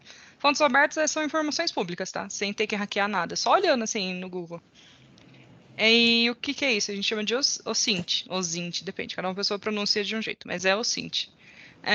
Que é exatamente isso. Eu vou entrar em Facebook, em Instagram, em LinkedIn, no próprio Google em si, e ver o que eu consigo arrancar de informação de uma empresa ou pessoa específica que eu queira. E, mano, tem muita informação aí. Muito Sério. dado. Muito dado mesmo. É que eu não tenho aqui a árvore, mas eu vejo de mandar para vocês depois, para vocês terem uma ideia do tipo de tanta de coisa que eu posso usar para chegar à informação É que das pessoas. E quem nunca ficou surpreso com aquela ligação que o cara te ligou, sabendo o seu nome, o nome da sua mãe, seu RG, seu CPF, você fala, não, é o banco mesmo, é o banco, eu tenho certeza. Não, às vezes é um monte de informação que estão expostas na internet, o cara ligou para você, deu um golpe e você acabou, sabe, fazendo uma ação que ele pediu e pronto. A desgraça está feita. Então, sempre questione. O banco nunca te liga. Se o banco te ligar, ele vai pedir para você ir até o banco, numa Ou pra agência. pagar Ele uma vai, conta. Nunca vai, tipo. não paga esse boleto, não. Vai lá no, Não, liga no banco mesmo, exato. desliga, liga no banco mesmo, entra no sistema do banco e vê se aquela conta existe mesmo. Você nunca paga assim de imediato, porque é um risco que você corre. Qual que é Exato. a probabilidade e o dano que esse risco vai causar para você, a gente não sabe. Porque isso ainda não foi medido, mas ó, é um risco assim obscuro, porque ele nem foi sequer medido e é um problema aí. Engenheiros É. sociais, uma máfia. Quer ver dois golpes muito comuns, principalmente agora na pandemia? Um é aquele do WhatsApp, né? De roubo de WhatsApp, roubo, tá? Entre aspas. Que a pessoa te liga e fala, não, eu sou do banco tal, tal, tal, eu vou te mandar um token aí, SMS. SMS, pra você me confirma o número pra gente saber se tá tudo certinho. Só que, gente, quando a gente manda um token, a gente, tipo, mesmo que seja um call center de um banco, ele não vai saber qual token ele te mandou. Que isso é tudo automatizado, por uma aplicação atrás e tudo mais. Quem consegue interpretar esse token e saber o que você, se é válido ou não é a própria aplicação. E o cara por telefone não consegue. Só que eles estão explorando da inocência, principalmente das pessoas mais velhas, disso. Ele vai falar, o banco me ligou e me mandou um negócio, chegou um token para mim, ele nem lê a mensagem, ele só vai falar os dígitos. E aí acontece o que a gente chama de roubo de WhatsApp. E aí pede dinheiro e vai usando engenharia social. Um outro caso que também que eles estão fazendo muito, principalmente com idosos, isso é muita mancada, velho. Fico muito Tadinha. triste quando fazem com idosos. Tipo, o idoso precisa comprar um remédio, qualquer coisa do tipo. Aí eles ligam se passando por uma farmácia, falam, eu preciso. O serviço de entrega da farmácia, tal, não sei o quê. Eu preciso do seu cartão aí do seu senha pra eu ir lá buscar o seu remédio e trazer pra você. Eles são inocentes, velho. São pessoas inocentes. Tipo, tudo que nossos pais falou pra gente quando a gente era criança, de, tipo, não acreditar em estranhos, eles fazem hoje em dia, né, nesse mundo de internet, entendeu? Então a gente tem que cuidar também deles. E nisso eles acabam perdendo o cartão e a senha. E vai justificar como? Não tem como justificar, tipo, eu fui fraudada. Não foi. Você passou o seu Todas cartão as e sua senha. Então o informações. prejuízo financeiro vai ser seu. O banco não vai te ressarcir. Então tem que tomar um certo cuidado. A gente trouxe todos esses casos, essa conversa agora, para vocês perceberem que a segurança da informação ela não é só sobre os ativos da organização, é sobre você também. As suas informações elas podem não valer um dólar lá para a organização, porque né, dependendo do tipo de dado, mas para você, o que as pessoas podem usar essas informações contra você, a forma como você se expõe, é uma segurança da informação pessoal, assim. Então, você tem noção do que são golpes, que essas ameaças existem, como elas funcionam. Então, a gente trouxe toda essa conversa para vocês perceberem que segurança da informação é algo muito global. Ela envolve você está envolvido. Você é responsável pela sua aplicação, pelos dados que você expõe, pelos dados dos clientes que a sua aplicação vai tratar. De certa forma, todos nós somos responsáveis por garantir a segurança das informações e o bem-estar dos clientes e nossa. Então, espero que vocês tenham pegado aí ó, a moralzinha. A linha de raciocínio, né? Beleza. Perigos, né? Porque a gente falou aqui que tem a ameaça, que é o atacante. A gente tem a vulnerabilidade, que ela por si só não causa dano nenhum. E a gente tem o risco, né? Que é a probabilidade disso acontecer. Mas e quando acontece? Aí gera um incidente. O incidente acontece quando uma ameaça explora uma vulnerabilidade e causa dano. E aí existem dois tipos de grandes danos, né? Os diretos e o indireto. O dano direto é literalmente aquilo que é gerado de dano para a empresa por como resultado dessa ameaça aí de ter explorado essa vulnerabilidade. Então, por exemplo, um funcionário que não está feliz com o seu trabalho, está aí feliz, ele taca fogo nos servidores tudo, quando ele é comunicado da demissão dele, porque ele fez cagadinha e tudo mais. Aí ele fica estressado, vai lá e taca fogo em todos os servidores. O dano direto vai ser isso, o servidor, a indisponibilidade, né? E os prejuízos financeiros de tudo queimado e tudo mais. O dano indireto, ele é causado pela consequência do dano direto. Então, ele tem essa dependência. Por exemplo, nesse caso que queimou tudo e tudo mais, o dano indireto vai ser que a empresa não vai atender um contrato que ela tem, porque ela não tem infraestrutura, que foi tudo destruído pelo fogo.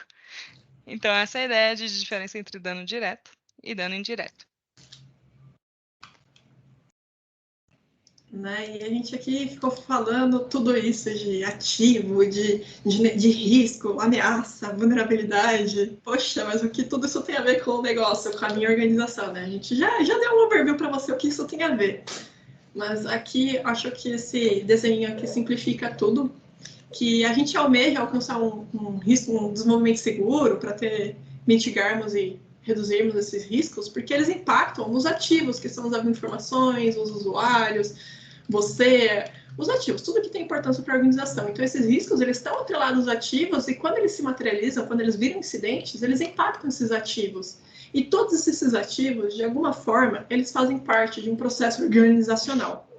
Esses processos podem ser, por exemplo, vamos dizer que você trabalha num banco. O core bancário está lá funcionando. Eu acesso minhas contas, faço transferência, pagamento, consulto o meu saldo. Tudo isso são processos organizacionais. Eles podem ser processos organizacionais internos também. Por exemplo, pagamento de folha, a área de desenvolvimento, acesso a um banco de dados. Pode ser vários tipos. Todos esses processos são considerados processos organizacionais. Então, todos esses ativos, as pessoas, as informações, tudo fazem parte desses processos.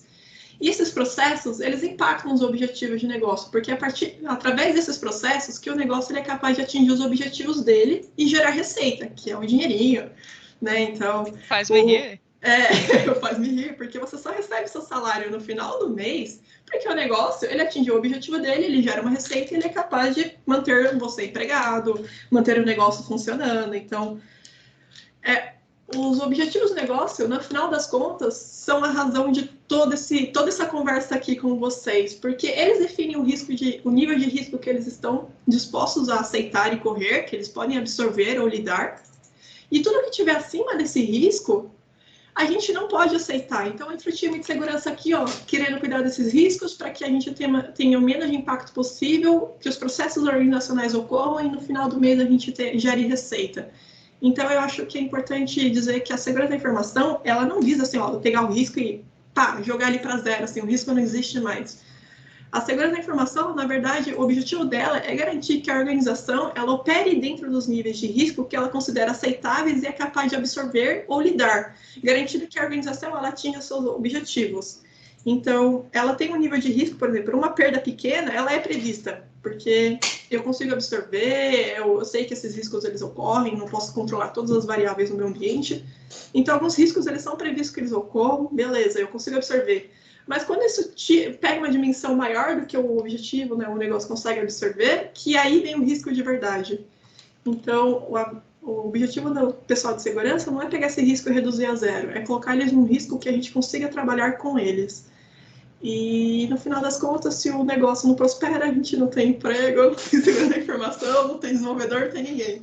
Então, como tudo isso se conecta, objetivo de negócio. Eles são o core da segurança da informação, do que você está fazendo. Você está aqui, ó. Todo mundo visa atingir esse objetivo aqui. E aproveitando para fazer uma última adenda aí falando de risco, existem três tratativas que a gente pode dar para o risco. Que uma é mitigar. O que é mitigar? Eu sei que o risco existe e eu vou tomar algumas ações para diminuir a probabilidade dele acontecer. No nível aceitável. E aí entra dentro desse objetivo de negócio que a Bruna falou.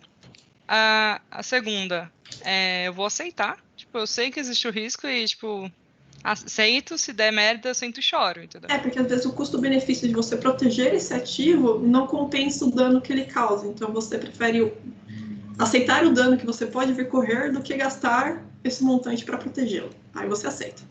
Exato. E aí o terceiro é quando a gente literalmente consegue sumir com um risco, assim. É bem difícil, mas existe a possibilidade de. Que é quando a gente consegue corrigir a vulnerabilidade mesmo, corrigir o problema apresentado e não vai existir mais esse risco. Muitos desses riscos que a gente consegue mitigar, assim, que fazer com que eles não existam mais, muitos deles estão associados ao desenvolvimento da aplicação. Por exemplo, diversas práticas de programação que podem levar a vulnerabilidades, eles podem ser reduzidos a zero. se você fizer as validações corretas. Por isso que o trabalho de vocês, desenvolvedores, é assim, muito importante e tem uma área de segurança específica para segurança de aplicações. Exato. Bora lá.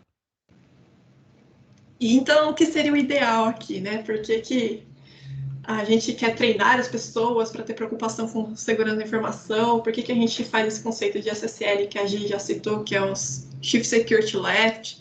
Porque a abordagem ideal seria buscar que a segurança, falando de desenvolvimento, né, ela estivesse no ponto mais inicial possível desse processo, que é quando você faz a definição de negócio do que vai ser, do design da aplicação, da arquitetura, como ela vai funcionar, e já colocar a segurança dali, a partir desse ponto, você já consegue prever vários tipos de vulnerabilidade, pensar em controles, pensar num fluxo mais seguro de informações, porque alguns fluxos, eles podem ser funcionais e seguros, mas eles podem acabar dando lavagem de dinheiro, então existem outros fluxos mais viáveis para fazer. Então, o desenvolvimento seguro é considerar a segurança antes, durante e após o desenvolvimento desse sistema, que é a manutenção deles. Por isso, nós queremos você aí, desenvolvedor, para participar do desenvolvimento seguro, ter essas práticas, essa conscientização aí, é tudo que o time de segurança de AppSec, assim, sonha. Sonho meu. Pode passar. E então, né, o que seria ideal? E por que a gente está tão preocupado em colocar segurança no começo do processo? Não é só porque a gente quer controlar tudo. Na verdade, quanto mais tardio for identificada essa falha, essa vulnerabilidade no processo da aplicação, no desenvolvimento, nesse ciclo de vida do software, quanto mais tardio, maior será o custo para a correção desse problema. Então, se ele é visto no design, que você já dá o controle, já faz ele da forma que tem que ser, vamos dizer que ele custa uma vez. Mas a partir do momento que você deixa ele já está desenvolvendo, já tá em teste, já está em homologação, ou já foi para produção, e quanto mais tardio você percebe esse problema, ele tem um aumento de custo exponencial, podendo custar mais de 100 vezes o que ele custaria se ele tivesse sido previsto numa fase de design. Então, isso também inclui o custo de correção desse bug, porque ele já tem algumas dependências, a aplicação já funciona dessa forma, e de repente você tem que mudar toda uma lógica, tem que mudar algumas dependências, nossa, é uma zona. Então, além do custo de dinheiro desse bug, que você vai ter para fazer essa correção, tem o custo de tempo de vocês, que poderiam estar fazendo novas features, novas coisas para a organização, mas estão perdendo esse tempo, esse dinheiro, corrigindo algo que poderia ter sido previsto. Outra razão é, se essa falha lá em produção dá um incidente, assim, ela é explorada, ela gera um incidente, quais são os custos resultantes desse incidente, entendeu? Então, você já soma mais esses custos. Ixi, é absurdo, assim. Então, quanto antes identificarmos e corrigirmos esse problema, essa vulnerabilidade, essa possibilidade, melhor será para o negócio e para a gente não ter aquele retrabalho e dor de cabeça depois. Por isso, aceitem um time de segurança no coração de vocês. É isso. Bom, antes da gente seguir mais um pouquinho, vocês têm alguma dúvida? Querem fazer alguma pergunta? Tá dando para entender? A gente tá indo muito rápido. E aí? Fala um pouquinho com a gente aí. Ou manda escrito, né? A gente também lê. Não dá para ler.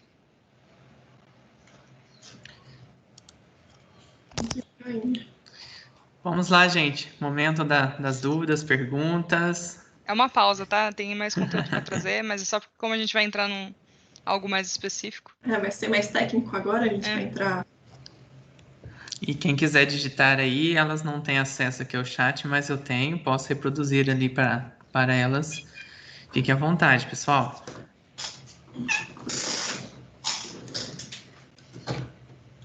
Eu acho que depois da palestra de hoje, o LinkedIn Lucas vai perder algumas contas, né? O Lucas Fajardo levantou a mão. Pode falar. Abre o mic aí, conversa com a gente. Pode falar, a gente não morde. Alô? Tá. Olá. Oiê. Ouvindo? Como que eu devo agir quando é descoberta uma vulnerabilidade nova? Tipo, quando descobriram o Spectre lá, acho que foi ano passado, que é uma vulnerabilidade nova que afeta basicamente todo computador que existe. Como que eu ajo quando acontece uma coisa do gênero? Esse tipo de vulnerabilidade a gente chama de zero day, que é quando, tipo, algo muito novo que não tem nenhum Nem tipo foi de proteção. diagnosticado. Exato. Normalmente, quando acontece algo disso e é reportado, e a empresa fica sabendo, eles têm, sei lá, em 24 horas, 48 horas no máximo, eles lançam um patch de correção, de proteção disso. Aí, sua primeira ação poderia ser atualizar o seu ativo. Ou fazer uma medida compensatória também. Dependendo Exato. do ativo, qual for a vulnerabilidade, você consegue pôr uma medida compensatória. Presta atenção no nome, é compensatória, então ela não é definitiva. Você ainda vai ter que atualizar seu software. Por exemplo, seria colocar um firewall, colocar algum tipo de WAF, proteger essa aplicação com alguma outra medida, alguma camada de segurança antes desse ativo, né, vulnerável, para que você colocasse uma segurança até que você pudesse corrigir o problema em si. Ou se for, tipo, no caso de WannaCry da vida, que ele explorou um protocolo específico, cara, se ele não precisa desse protocolo para funcionar a minha aplicação, bloqueia ele, pelo menos até sair o patch de segurança, sabe? Essas coisinhas que dá para fazer até ter esse patch que a empresa sempre libera. O certo mesmo seria a sua aplicação, o seu software, hardware em si, o ativo ele não ter nada que ele não precise para executar suas funções. Então, se você não precisa de um protocolo XY, desativa. Eu não preciso da porta tal aberta, desativa. Sua aplicação só usa X portas e só usa tal protocolo, só deixa esses ativos. O resto você desativa, porque se tiver qualquer zero days associado a eles, você também já se garante ali nessa proteção. Entendi. Obrigado. Por nada. Deixa eu fazer uma pergunta. Bom dia. Bom dia. Bom dia. Quando você falou da geração de hash, Uhum. que a gente usa aqui, somente a gente mexe com o sistema legado, a gente abre o código lá, tá lá quem? O MD5. Alternativo para o MD5 seria o SHA, que vocês têm alguns outros nomes, algumas siglas para eu pesquisar aqui. Então, depende para o que você vai usar o seu hash. Se você for usar ele para algo externo, tipo, eu vou gerar um hash de uma senha para armazenar no meu banco de dados. Aí você usa o SHA-256. O SHA-1 também não, só SHA é vulnerável. Então aí você usa o SHA-256 ou superior. Tem a 512, tem umas outras versões. O SHA-1 já foi quebrado. Tem até um site que chama shatter.io que ele mostra como que foi quebrado o SHA-1.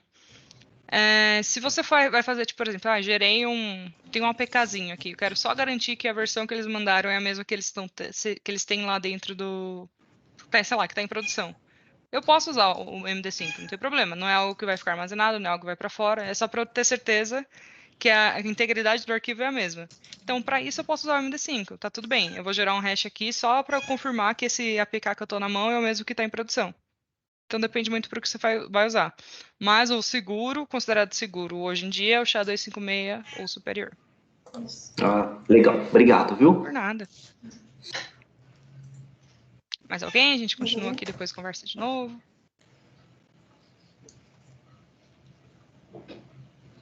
Bom, beleza. Vamos continuar. Pilares do desenvolvimento seguro. Vamos entrar agora na parte de como eu desenvolvo de maneira mais segura. Bom, software seguro. O que é um software seguro? É quando a gente desenvolve já pensando em segurança, considerando os pontos de segurança e tudo mais. Tornar uma aplicação segura é muito mais do que você usar HTTPS ou usar um login e senha.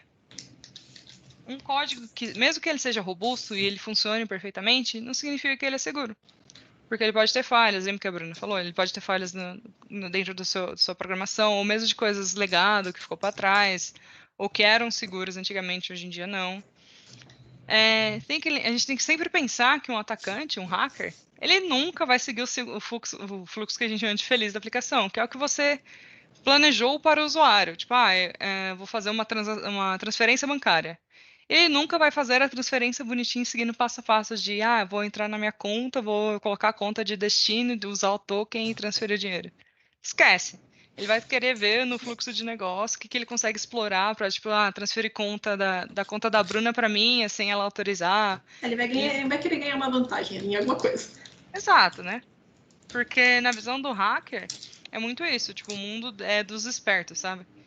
Então, a gente tem que sempre pensar em proteger também fora do fluxo feliz da aplicação. E é isso, ele vai procurar essas brechinhas que ele encontrar para ver alguma fragilidade, alguma coisa, algo que você esqueceu de olhar, para explorar a sua aplicação. Aí existem 3 pilares de desenvolvimento seguro. A gente vai entrar a fundo neles, mas citando.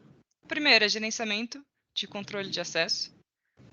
Então, não é só o login e senha, há outras coisas que eu preciso fazer para controlar o acesso desse usuário. O segundo, validação das informações recebidas. Tipo, sério, eu não confio no input do usuário, eu preciso dar fazer algumas validações. O terceiro, gerenciamento dos ataques sofridos. Então, eu preciso aprender com as coisas que me acontecem. A gente separou em 3 pilares, porque eles não englobam tudo que você pode fazer no desenvolvimento seguro. Mas você seguindo esses 3 pilares, assim, no fundo do meu coração eu falo que você evita pelo menos 90% dos problemas de um software inseguro, um software vulnerável. Então essas dicas elas são de coração aqui, hein? O primeiro pilar é o de gerenciamento de acesso. Antes de falar de gerenciamento de acesso, eu quero esclarecer 2 conceitos que é frequentemente assim confundido pelo pessoal. Esses conceitos eles se completam, né? Eles complementam um ao outro, mas eles não significam a mesma coisa. Então, autenticação e autorização não é a mesma coisa. A autenticação ela tem a ver com a ação que você faz para verificar a identidade de um usuário. Vamos dizer que meu nome, Bruna Latorrac, é minha identidade. É como eu me identifico para você, eu sou Bruna.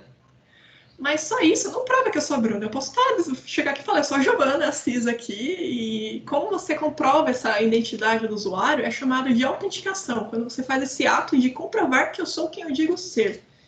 Então, a autenticação, ela questiona quem é você e você prova ser quem você é. Geralmente, a gente faz isso a partir de um login, né, nosso usuário, nossa credencial, e eu provo quem eu sou, por exemplo, com uma senha. Então, essa senha só eu, a Bruna, deveria saber. Então, isso pode ser considerado uma prova da autenticação.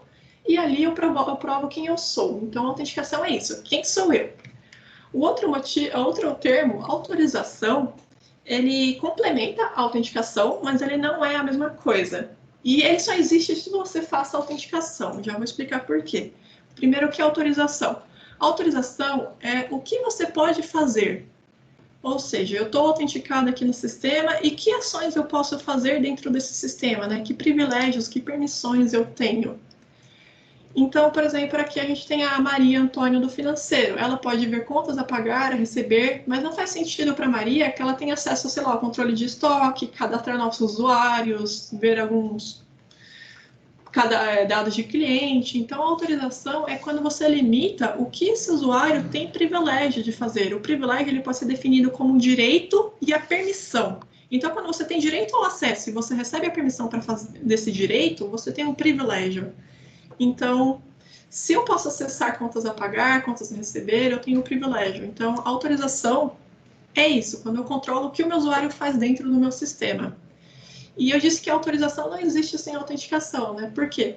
Porque se eu não identifico adequadamente meu usuário ou quem é meu usuário, a autorização que você faz não vale nada, porque se eu não sei quem é você, como é que eu limito o que você pode fazer? E se eu não controlo direito a autenticação do meu usuário, se qualquer pessoa chega aqui e fala que é a Giovana e eu aceito a pessoa como a Giovana, e aí ele vai herdar todos os privilégios que a Giovana tem, a minha autorização ela não vale de nada, porque qualquer um chegou, falou que era Giovana e obteve os privilégios dela. Então, uma autenticação bem feita, uma autenticação forte, bonita, ela é o principal critério para você conseguir começar a fazer um gerenciamento de acesso, porque a partir dali você faz um controle de acesso, de autorização, ok? Esses termos são importantes. Agora, seguindo mesmo para o gerenciamento de acesso, eu disse que você precisa comprovar a identidade. E, resumidamente, existem 3 formas de você comprovar quem é você. A primeira forma mais comum que todo mundo tem é algo que só o usuário legítimo deva saber. Isso pode ser uma senha, por exemplo. Eu me cadastro num site aqui, algo que só eu deveria saber é minha senha. Ninguém mais deveria saber minha senha. Então, isso é considerado uma forma de autenticação. Outra forma é algo que só o usuário legítimo deveria ter. Pode ser um token, um OTP, sabe, que você recebe aquele númerozinho, o seu número de celular que está cadastrado na aplicação que você recebe um tokenzinho também, ou pode ser aquele token que você acessa o celular e ele fica trocando de tempos em tempos, né? São coisas que só o usuário legítimo deveria ter. Então, você pede isso, se ele tem, provavelmente ele é quem diz ser. Outra coisa é algo que só o usuário legítimo é. É o terceiro termo de autenticação. Algo que só o usuário legítimo é, por exemplo, a sua digital, ela é única. Então, só eu tenho minha digital. Então, a autenticação por digital é uma forma de autenticar a minha identidade. Outras formas são scan de retina, DNA também são únicos. Hoje a gente não usa o DNA como forma de autenticação, mas quem sabe no futuro.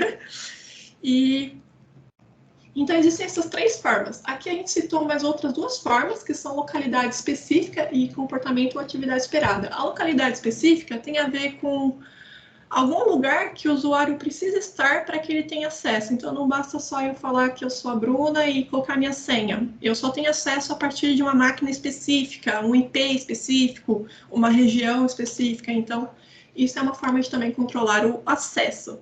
Não é mais exatamente de autenticação, mas é um controle de acesso mesmo que você se autentique, entendeu? E tem uma coisa aqui que o pessoal de Machine Learning adora, que é o comportamento, a atividade esperada. Ela tem a ver com Behavior Analysis, que ele analisa o seu comportamento dentro de uma rede, no computador, e ele cria um padrão de comportamento seu, e se você faz algo muito fora desse padrão, ele pode acabar gerando um alerta de segurança e pronto. Eles vão vir investigar se você é você.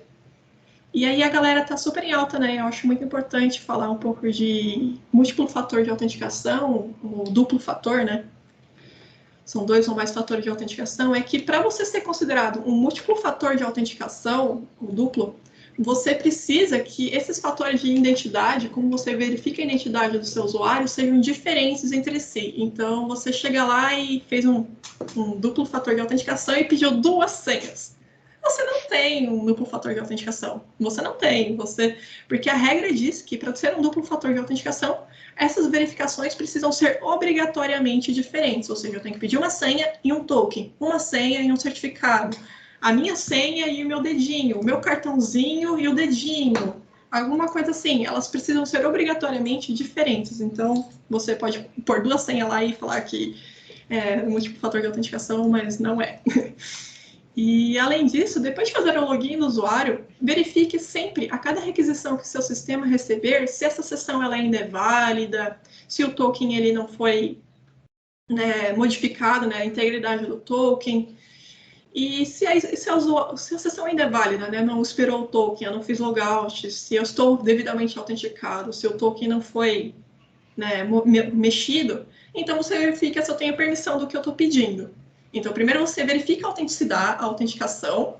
Beleza, passei. Aí eu estou pedindo acesso a uma informação, um banco de dados, a um arquivo. Ele está autenticado, beleza. Esse usuário autenticado, ele tem direito ao acesso ao que ele está solicitando, a esse arquivo? Se eu tiver direito ao acesso a esse arquivo, acesso a ele, você, beleza, passa o arquivo, aqui, ó, visualiza aí o arquivo. Mas se eu não tiver o direito ao acesso ao arquivo, é importante que o sistema negue para o usuário o acesso, falando, você não tem direito de permissão de acesso a esse arquivo, ou dá um erro lá, erro, forbidden, qualquer coisa, o importante é que você não permita que eu veja esse arquivo se eu não tiver permissão para ver esse arquivo. Outros pontos importantíssimos falando em gerenciamento de acesso é segregar o ambiente administrativo do ambiente operacional. Então, tem lá uma aplicação onde os clientes finais acessam e tem lá o pessoal que administra essa aplicação, eles acessam essa aplicação também. É importante que o ambiente que os usuários finais, o ambiente que as pessoas que administram essa aplicação sejam diferentes, porque se de alguma forma o ambiente operacional, que do usuário final, ele está mais exposto, ele é mais acessível aos usuários e consequentemente aos atacantes, mesmo se esse ambiente de alguma forma for comprometido, o ambiente administrativo, que tem o elevado privilégio de acesso, ele ainda está seguro. Então, é uma boa prática você segregar esses ambientes, o administrativo e o operacional. Outro ponto importantíssimo é o conceito de privilégio mínimo. O que significa conceder um privilégio mínimo? É conceder o mínimo de permissões necessárias para que o usuário ou aplicação, né, o usuário de máquina também se consta nesse privilégio mínimo, é conceder o mínimo de privilégio que essa esse usuário precisa para que ele faça corretamente suas funções de trabalho. Então, se eu só preciso, sei lá, ler um arquivo, eu não preciso da permissão de escrita ou execução do arquivo. Se eu só preciso acessar tais tipos de informações, eu não devo ter acesso a outros tipos de informações. Então, você garante a esse usuário somente as permissões que ele exatamente precisa. Nada mais e nada menos também, porque senão não funciona. Mas é importante que esse usuário ele tenha só realmente o que ele precisa. Porque se de alguma forma esse usuário, minha senha foi hackeada, ou então a aplicação foi hackeada, você contém o dano que esse usuário tem acesso aos privilégios mínimos possíveis dele, entendeu? Então você consegue minimizar seus danos. Se eu tenho uma aplicação lá que eu dei um usuário admin para ela, essa aplicação ela foi comprometida, o estrago é muito maior do que eu desse somente as permissões que ela precisava para fazer o funcionamento dela. Então, o privilégio mínimo é exatamente isso, você minimizar o quanto de ações esse usuário pode fazer para que ele só faça o que ele deveria realmente fazer. Então, verifique quem, contextualize sua requisição, se ele tem acesso, se ele está onde deveria ter, se ele é quem ele é. Proteja o seu ambiente administrativo e garanta o privilégio mínimo do seu usuário. 4 etapas para um gerenciamento de acesso de sucesso. Bom, segundo pilar, validações das informações recebidas. Muita coisa mesmo, pode ser explorada por causa disso, de falta disso, né? De validar, da gente confiar direto no input do usuário. Vamos convenhamos aqui, ó, só entre nós, que o usuário tem uma capacidade assim, sobre-humana de fazer burrada. Então, nem nós gostaríamos e nem vocês gostam muito de confiar no que ele fala de lei, assim, tudo que ele insere, do que ele fornece de informação. E tem algumas vulnerabilidades que elas surgem a partir disso. Então, tipo, o famoso SQL injection, que é quando eu consigo dar comandos, principalmente nos campos de busca e tal, para retornar dados direto do banco de dados. Não é SQL a mesma coisa, né? Tudo ali dentro de comandos. Command injection, que é eu dou comando direto para o servidor. É o DAP, quando é comandos para o AD. XML, JSON, XSS.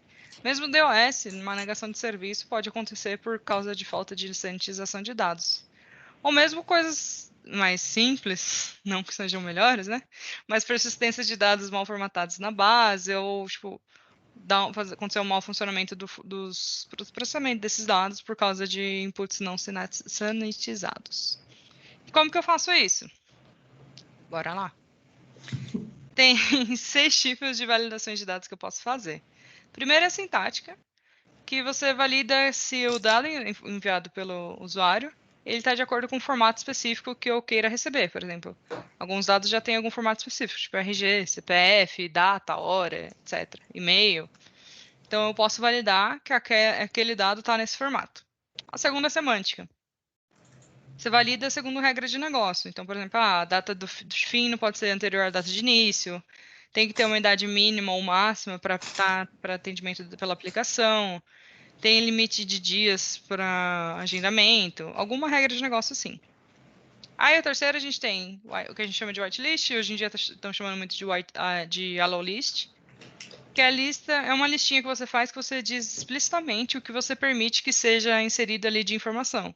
Você pode usar regex para fazer isso, enfim. Então, tipo, eu vou aceitar só letras, só números, não vou aceitar caractere especial, enfim, você coloca o que você permite. Aí o oposto disso é o que a gente chama de blacklist ou blocklist, que é a lista de bloqueio, que você coloca explicitamente o que você não quer que seja aceito. Então, caracteres especiais, algumas palavras, tipo script e tal, alguns tipos de números e tudo mais. Nossa preferência como segurança é sempre trabalhar com whitelist, porque daí você só diz, você diz o que você permite e tudo que tiver fora disso vai ser negado. Aí a gente tem encoding ou sanitização, que aí você faz uma lista de caractere, palavra, comando, qualquer variação, que eles não são aceitos e sempre que eles são recebidos, ou eles passam por algum tipo de encoding, que é tipo aquele base 64, URL, essas coisas assim. Ou eles são simplesmente removidos de dentro do comando, tipo, não vai. E aí deixa o espaço em branco quando esses dados são enviados para ser processado. E por último, a gente tem o escaping, que alguns ataques aí, tipo SQL injection, esses de injeção que a gente citou ali no anterior, eles podem ser evitados definindo um caractere de escape. Então, tipo, um aspa simples ou alguma coisa assim. E aí, quando a gente recebe o input desse atacante, tentando colocar algum código, alguma coisa assim, ele é tratado como um texto. E aí, o caractere de escape, ele quebra essa ideia de construir um script dentro daquele campo. Enfim, mas assim, só isso não serve, né? Principalmente nessa parte de escaping, tem algumas regrinhas que a gente pode fazer, que é, por exemplo, a gente usar ORMs bem fechados e definidos, tipo aquele repair statement do Java, ou mesmo a gente usar, tipo, queries parametrizados, então você faz umas store procedures, umas views, algo bem limitado assim também. E por último, e não menos importante, Correlação tem a ver com o gerenciamento dos ataques sofridos. Vocês, como desenvolvedores, a organização como prestadora de serviço ou software, qualquer coisa, ela deve considerar que a gente está num ambiente hostil, a internet é hostil, é uma selva. E a qualquer momento você pode estar sujeito a um ataque, a uma tentativa, às vezes o ataque nem sempre é bem sucedido, mas uma tentativa de sofrer um ataque. Então, a correlação de dados, ela é muito importante nesse sentido, porque ela permite que a área de segurança e a área de SOC e tal trabalhem juntas e possam aumentar sua segurança na rede, no processamento de milhões de eventos simultaneamente, a partir de múltiplas fontes de log.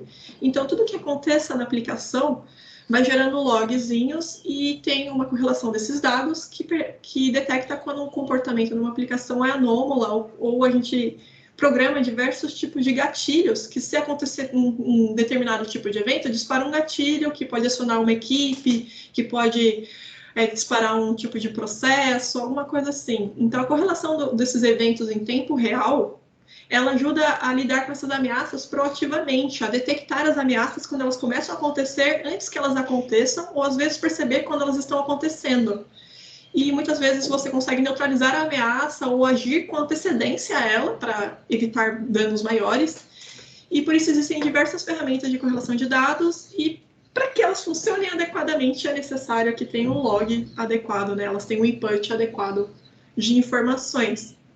Por isso é realmente importante realizar o log das aplicações, de tudo, de forma adequada, para que essas ferramentas elas sejam assertivas.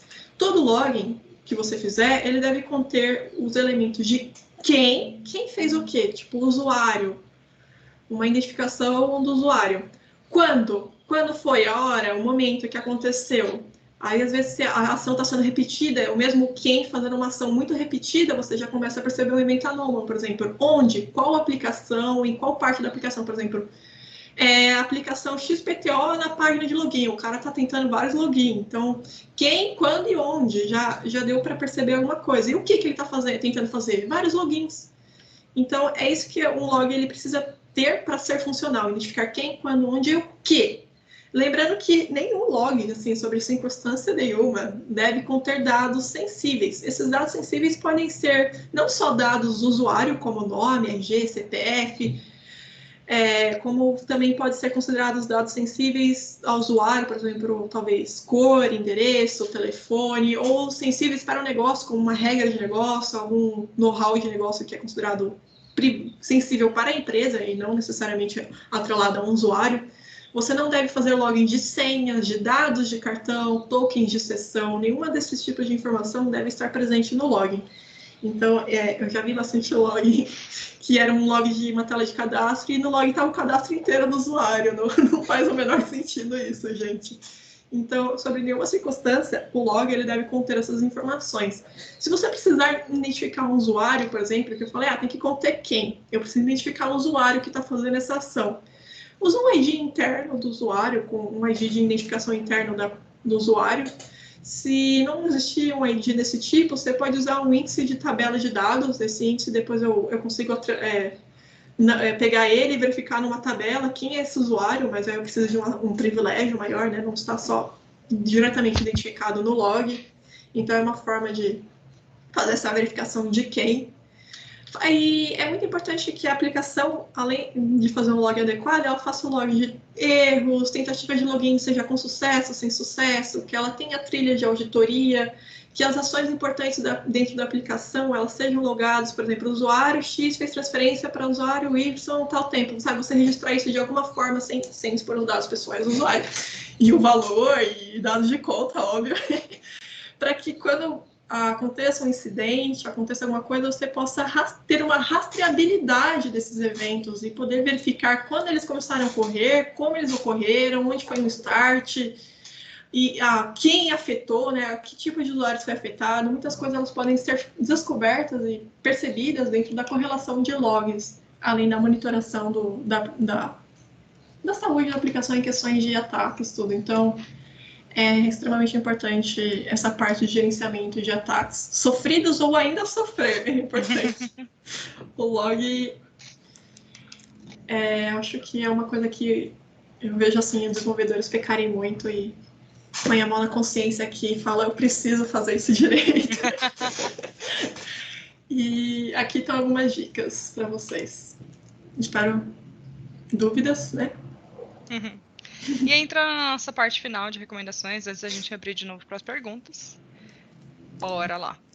Ixi. Recomendações finais. Aqui é um catadão de recomendações de tudo que a gente falou, porque foi bastante tempo, né? Então, vamos fazer um catadão aqui. Prática simples que a gente pode fazer para garantir a segurança da galáxia. Nunca, sob hipótese alguma, na sua vida, você vai confiar no input do usuário. A gente sabe que o usuário está aí para destruir nossas aplicações, então não confie nele. Faz a sanitização dos dados, lembre de usar lá o list, block list, usar regex, enfim, a gente deu as variações, as possibilidades lá para fazer a sanitização dos dados. Utilize ORMs bem definidos para consulta da banco de dados. ORMs é aquilo que eu falei do prepare statement do Java. Não gere logs no front-end de jeito nenhum. Toda vez que você gerar um log, um erro, qualquer coisa assim, você armazena o original no back-end e você manda para frente um errinho de log bonitinho, assim, tipo, parou de funcionar, alguma coisa assim, que o usuário vai ficar feliz, que vai ter algo bonitinho ali na tela dele, não um erro feio, e você vai estar seguro. Deixa o stack trace guardado lá atrás. Não gere logs com dados sensíveis, a Bru acabou de falar. Gere logs de trilha de auditoria que a Bruna falou, quem fez o que, quando e onde, para transações importantes na aplicação. Monitore a aplicação ao seu sistema. Todos os seus dados, suas informações, seus recursos são valiosos. Então, monitore, tenha certeza que está tudo funcionando bonitinho e tudo mais. Mantenha sua galáxia atualizada. Mano, patch de segurança ou patch de atualização, eles existem por um bom motivo. Então, se não tem algum tipo de impacto, meu serviço vai parar de funcionar, tal, mantenha atualizado.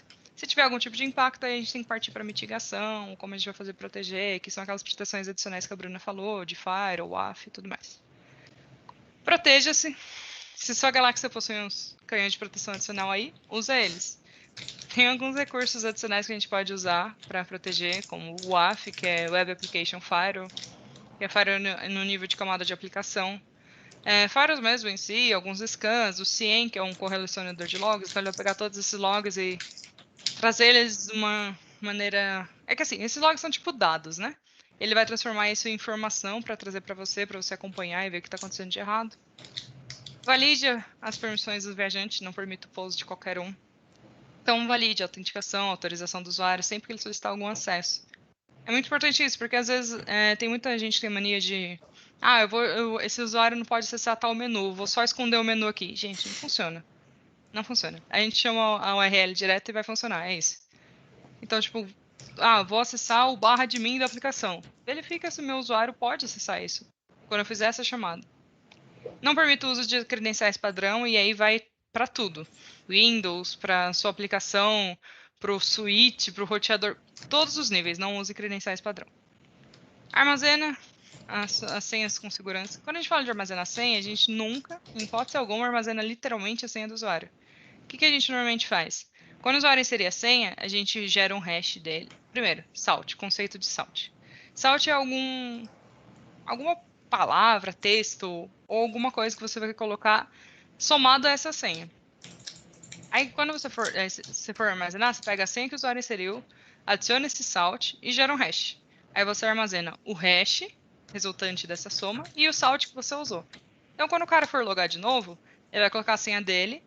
Você vai pegar a senha dele, vai buscar no banco de dados o salt, juntou as duas, gera o hash de novo e aí compara os dois hashes, o que está armazenado e o que foi gerado da autenticação. Se tiver bonitinho, deixa ele logar, senão a senha está errada. Lembrando que é uma boa prática armazenar o salt numa tabela diferente do hash. Isso. Proteja a comunicação. A gente não gosta de espiões assim. Então, sempre que você for usar algum tipo de comunicação, use comunicação segura. Então, HTTPS, SFTP, SSH e tudo mais.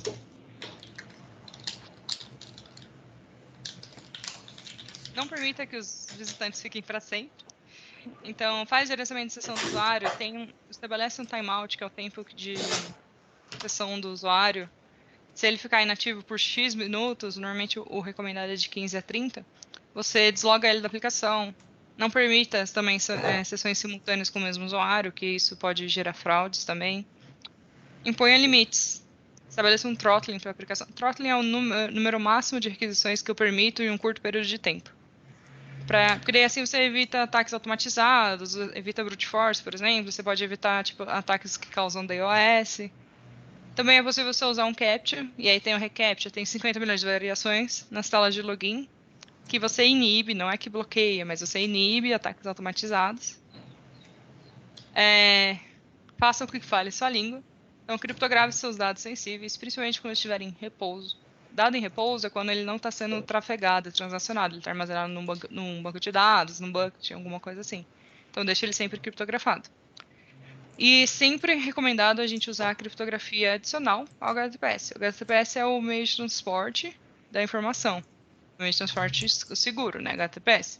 Mas isso não significa que ele não possa ser hackeado, não possa ser quebrado. Por isso que a gente, quando for trafegar algum dado sensível, a gente criptografa o dado e trafega ele criptografado.